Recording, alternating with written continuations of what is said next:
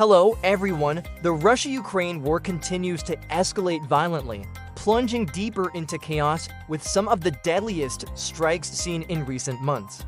On June 17th, Russian forces launched a massive missile barrage on Kyiv, the Ukrainian capital, killing at least 28 civilians and wounding over 140 others. This single attack is now being called one of the most devastating assaults on the city since the early days of the war. As emergency services pulled survivors from rubble and smoldering buildings, the emotional toll on Kyiv's population deepened.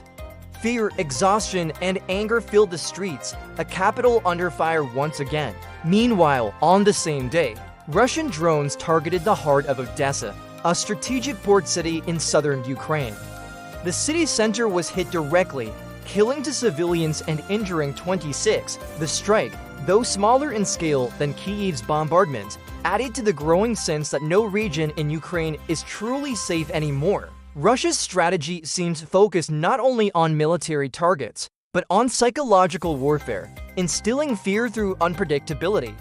On the front lines, Russian forces are making slow but consistent gains, particularly in the eastern Donetsk region. They've seized villages north and northwest of Velik and Novosilka, tightening their grip on territory around Pokrovsk and pushing further south of Kostiantynivka. In another troubling development, Russian troops took control of a settlement near the international border north of Sumy, signaling renewed aggression along Ukraine's northeastern border.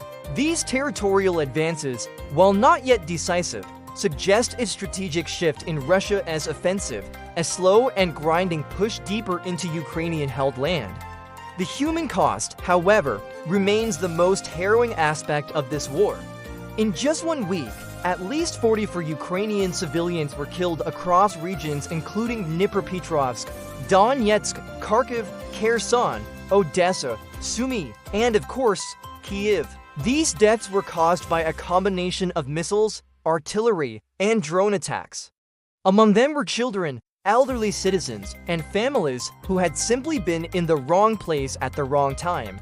Yet again, innocent lives lost in a war that shows no regard for borders or humanity. Even in Russian-occupied territories, the bloodshed continues. Ukrainian drones reportedly killed at least 4 civilians in occupied parts of Donetsk, Kherson, and Luhansk.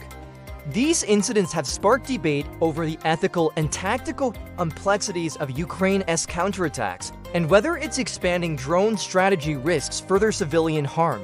War, as always, walks a thin line between defense and destruction. Despite the chaos, there has been a 6% decrease in total political violence events across Ukraine compared to the previous week, with 1,391 events recorded. But that drop offers little comfort, because at the same time, there has been a 29% surge in civilian fatalities, rising to at least 49 recorded deaths. The message is clear: the war may be changing form, but not intensity. Violence is becoming more precise, more psychological, and more deadly. In one of the more somber updates, Russia has returned the bodies of over 6,000 Ukrainian soldiers. These were soldiers who had died in battle over the past year, many of whom had been listed as missing in action. The handover, though grim, has offered grieving families some long-awaited closure. But for Ukraine, it is also a stark reminder of the war's scale and the price paid by its defenders. In a separate and highly sensitive development, Ukraine's intelligence services confirmed the targeted killing of a Ukrainian politician who had defected and joined the Russian-installed administration in occupied Berdyansk. The operation, carried out inside the occupied zone, sends a clear message: collaboration will not be tolerated. It also signals Ukraine's expanding intelligence capabilities and willingness to strike deep inside Russian-controlled areas, not just militarily, but politically. As the conflict enters another summer, the path forward remains unclear. Russia continues to test NATO's red lines.